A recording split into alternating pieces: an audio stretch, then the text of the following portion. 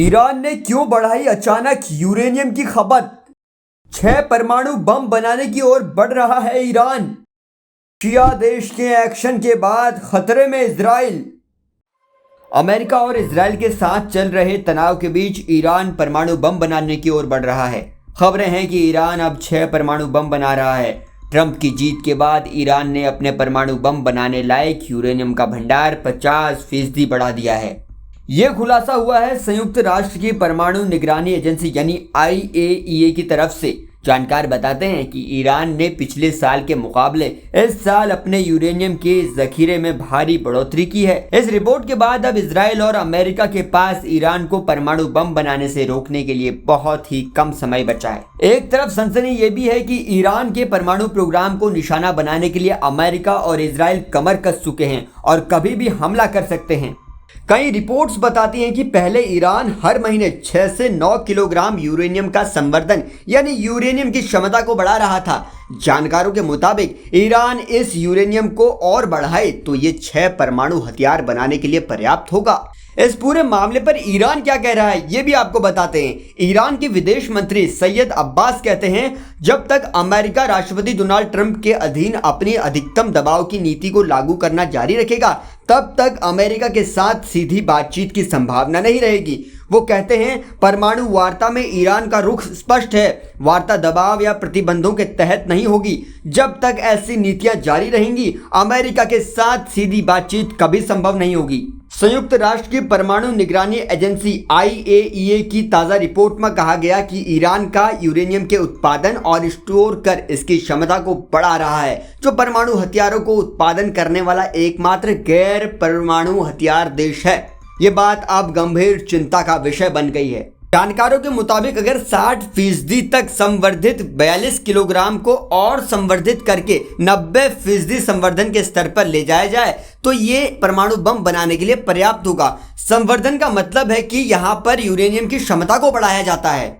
एक रिपोर्ट में यह भी अनुमान लगाया गया है कि 8 फरवरी तक ईरान के पास समृद्ध यूरेनियम का कुल भंडार बढ़कर करीब 8,294 किलोग्राम था, जो पिछले साल नवंबर में जारी रिपोर्ट में आकी गई मात्रा से 1690 किलोग्राम अधिक है। दरअसल जुलाई 2015 में ईरान और अमेरिका समेत कई प्रमुख देशों के बीच परमाणु समझौते हुए। इसके तहत ईरान ने अरबों डॉलर के आर्थिक प्रतिबंधों को हटाने के बदले में अपने परमाणु कार्यक्रम को काफी कम करने और अधिक अंतर्राष्ट्रीय निरीक्षण की अनुमति दी थी। हालांकि 2018 में राष्ट्रपति डोनाल्ड ट्रंप इस समझौते से हट गए और अब खबरें यह है कि ईरान 6 परमाणु बम बनाने की ओर बढ़ गया है। ईरान का ये परमाणु कार्यक्रम कितना आगे तक बढ़ा है इस पर दुनिया भर में बातें होने लग रही हैं। जब से ये खबरें आई हैं कि अमेरिका और इजराइल कभी भी ईरान पर हमला कर सकता है, तभी से ईरान ने अपने परमाणु ठिकानों पर सुरक्षा को बढ़ाना शुरू कर दिया है। इन दिनों ईरान अपने अहम ठिकानों पर ज्यादा सुरक्षाकर्मी और हवाई सुरक्षा सिस्टम लगाने में जुटा है। अब आपको यह भी बता दें कि ट्रंप ने हाल ही में ईरान के साथ समझौता करने का आह्वान किया, लेकिन ईरान के सर्वोच्च नेता अयातुल्लाह अली खामनेई ने इस महीने की शुरुआत में यानी 15 फरवरी को कहा था कि अमेरिका के साथ बातचीत करके कोई समस्या हल नहीं होगी।